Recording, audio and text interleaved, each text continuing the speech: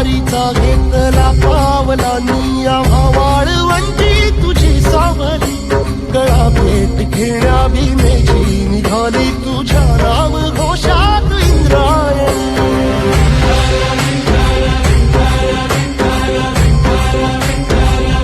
भिडे आसमंती ध्वजा वैष्णवांची उभी पंढरी आज नानावली तुझे नाव ओठी तुझे रूप ध्यानी जीवाला तुझी आज गाला गली जरी बाप साऱ्या जगाचा परी तू आम्हाले करांची